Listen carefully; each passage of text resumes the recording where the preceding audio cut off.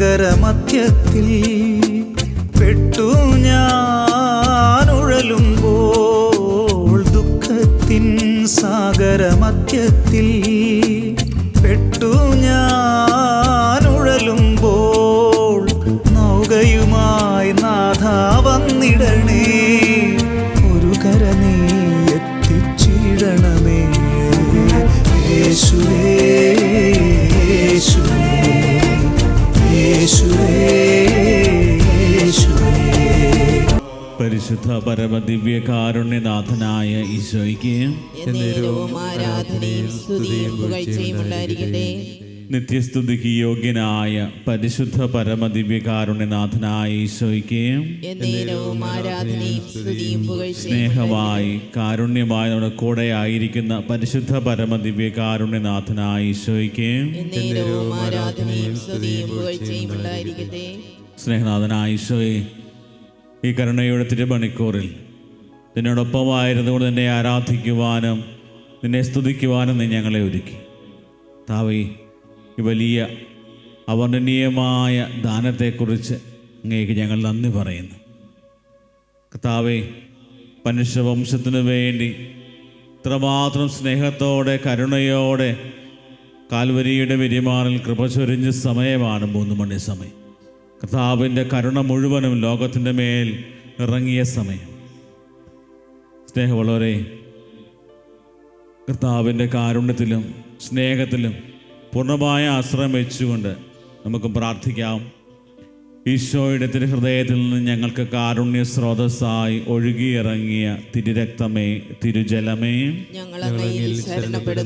ഈശോയുടെ തിരുഹൃദയത്തിൽ നിന്ന് ഞങ്ങൾക്ക് കാരുണ്യ സ്രോതസ്സായി ഒഴുകിയിറങ്ങിയ തിരുരക്തമേ, തിരുജലമേ, ഈശോയുടെ തിരുഹൃദയത്തിൽ നിന്ന് ഞങ്ങൾക്ക് കാരുണ്യ സ്രോതസ്സായി ഒഴുകിയിറങ്ങിയ തിരുരക്തമേ, തിരുജലമേ.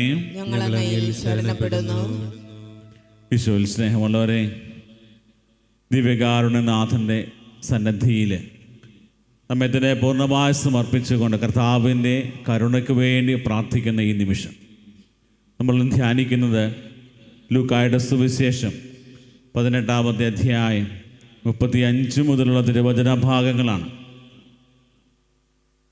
ഒരു അന്ധയാചകന് കർത്താവ്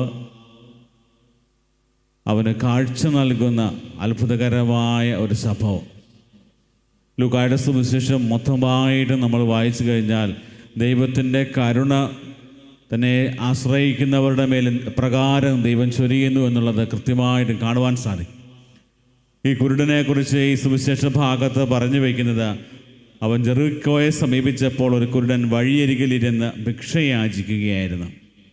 ജനക്കൂട്ടം കടന്നു പോകുന്ന ശബ്ദം കേട്ട് എന്താണ് സംഭവിക്കുന്നതെന്ന് അവൻ അന്വേഷിച്ചു.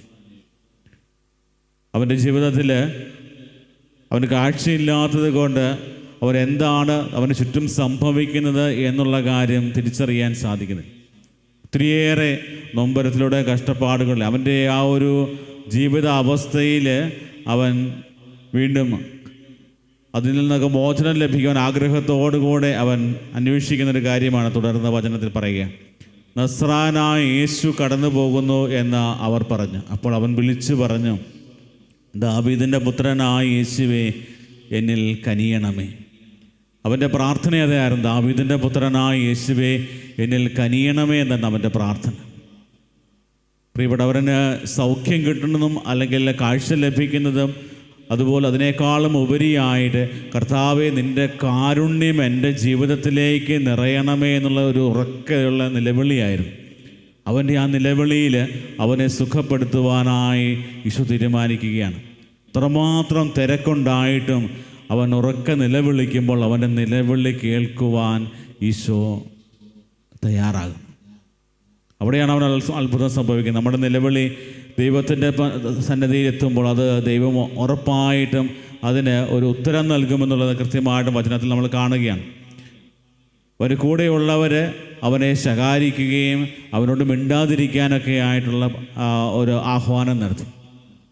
അവരുടെ ആഗ്രഹം കിടന്ന് ഒത്തിരി ചെലച്ച് ഒത്തിരി ബഹളമുണ്ടാക്കി ഗുരുവിനെ നീ ബുദ്ധിമുട്ടിപ്പിക്കാൻ പാടില്ല എന്നുള്ള കാര്യം പറഞ്ഞുകൊണ്ട് അവനെ ശകാരിച്ചുകൊണ്ട് മിണ്ടാതിരിക്കാൻ പറഞ്ഞു. പക്ഷേ അവിടെ കൂടുതൽ ശക്തിയോടെ അവൻ വിളിച്ചു പറഞ്ഞ കാര്യം, ദാവീദിൻ്റെ പുത്രനായ ദൈവമേ എന്നിൽ കനിയണമേ.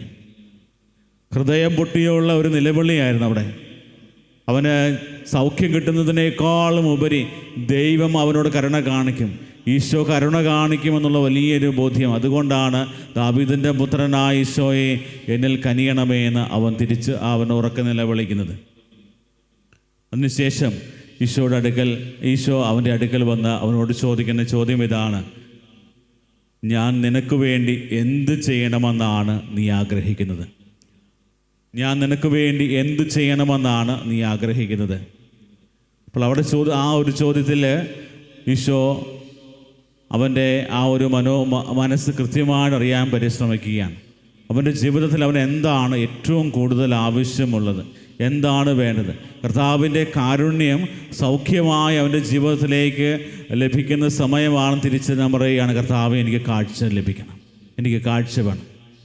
ദൈവത്തിൻ്റെ കാരുണ്യം അവൻ്റെ ജീവിതത്തിലേക്ക് ഒഴുകിയിറങ്ങിയത് കാഴ്ചയുടെ ഒരു വലിയ സൗഖ്യമായിട്ടാണ്. അന്ധൻ്റെ കാഴ്ചയായാണ്, സൗഖ്യമായിട്ടാണ് അത് കടന്നു വരിക.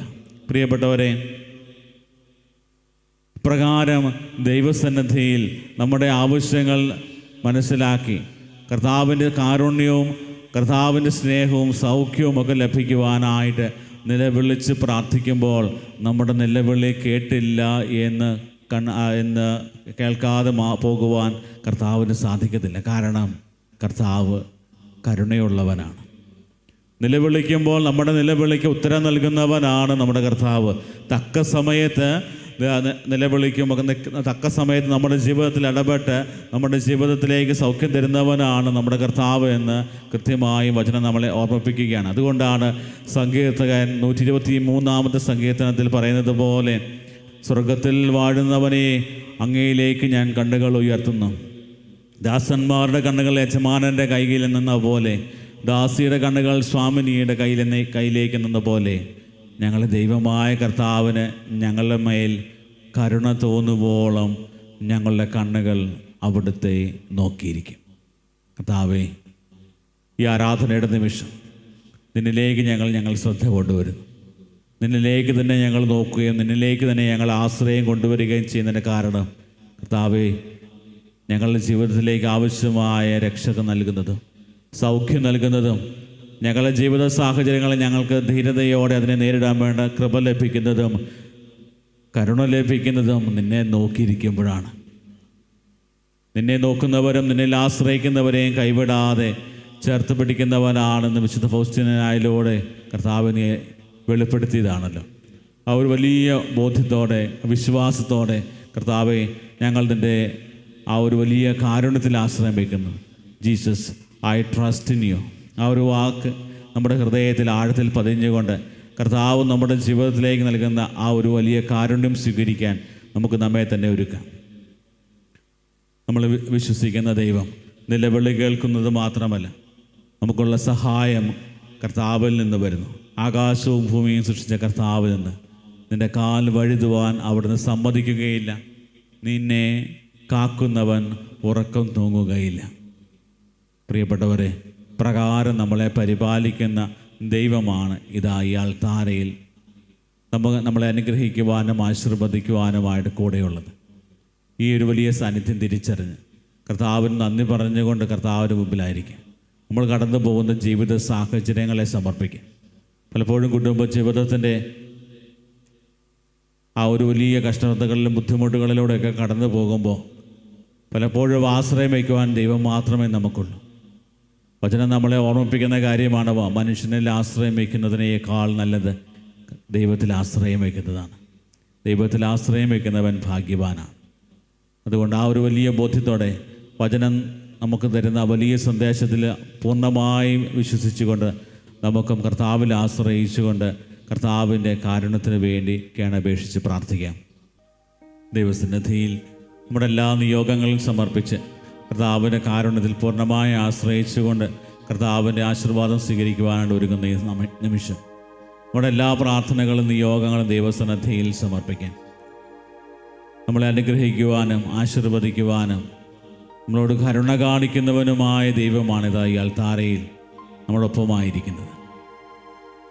അത്രമാത്രം നമ്മളെ ഓരോരുത്തരെയും വ്യക്തിപരമായി സ്നേഹിച്ചുകൊണ്ട് നമ്മളെ അനുഗ്രഹിക്കുന്ന ദൈവം.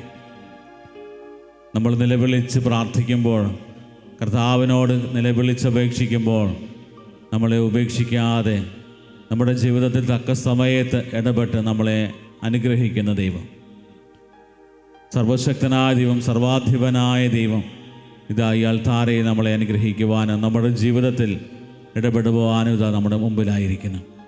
വെളിപ്പാട് പുസ്തകത്തിൽ പറയുന്നത് പോലെ ഞാൻ നിൻ്റെ ഹൃദയത്തിൻ്റെ മുമ്പിൽ വന്ന് മുട്ടിക്കൊണ്ടിരിക്കുകയാണ്. ആരെനിക്ക് വാതിൽ തുറന്നു കൊടുക്കുന്നുവോ അവരുടെ ഉള്ളിൽ ഞാൻ പ്രവേശിക്കും. നമ്മുടെ ഉള്ളിലേക്ക് കടന്നു വരുവാനും നമ്മളെ വിശുദ്ധീകരിക്കുവാനും നമ്മുടെ ജീവിതത്തെ അനുഗ്രഹപ്രദമാക്കുവാനും ഇതാ ദൈവം നമ്മുടെ മുമ്പിലായിരിക്കുന്നു. നമ്മുടെ ഹൃദയവാതിലുകൾ കർത്താവിനായി തുറന്നു കൊടുത്തുകൊണ്ട്, കർത്താവെ ഞങ്ങളുടെ ജീവിതത്തിലേക്ക് കടന്നു വരണമേ, ഞങ്ങൾ കടന്നു പോകുന്ന ജീവിത സാഹചര്യങ്ങളിൽ ഞങ്ങൾ പലപ്പോഴും ബലഹീനരായി അശക്തരായി മാറുന്ന സമയത്ത് ശക്തി നൽകണമേ എന്ന് പ്രാർത്ഥിക്കും. നമ്മുടെ കുടുംബ ജീവിതത്തെയും വ്യക്തിപരമായ നമ്മുടെ പ്രാർത്ഥനകളും നിയോഗങ്ങളും എല്ലാം ദീപികാരണനാഥൻ്റെ സന്നിധിയിൽ സമർപ്പിക്കാം. രോഗികളായിട്ടുള്ളവരെയും ശാരീരികമായും മാനസികമായും കഷ്ടതകൾ അനുഭവിക്കുന്നവരെയും ജോലി മേഖലകളിൽ ബുദ്ധിമുട്ടുകൾ പ്രയാസങ്ങൾ അനുഭവപ്പെടുന്നവരെയും എല്ലാം ദൈവസന്നിധിയിൽ സമർപ്പിക്കാം.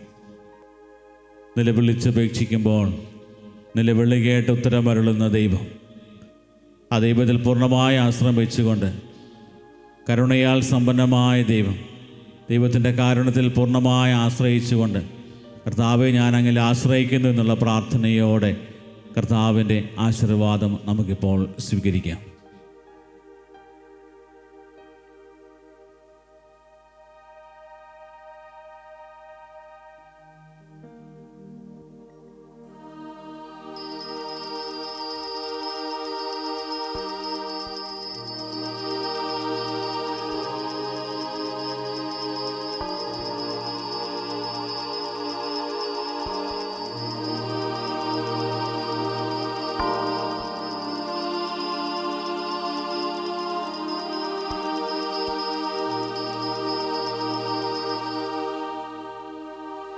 പരിശുദ്ധ പരമമാ ദിവ്യകാരുണ്യമേ,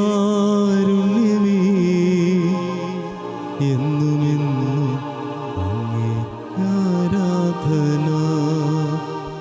പരിശുദ്ധ പരമമാ ദിവ്യകാരുണ്യമേ,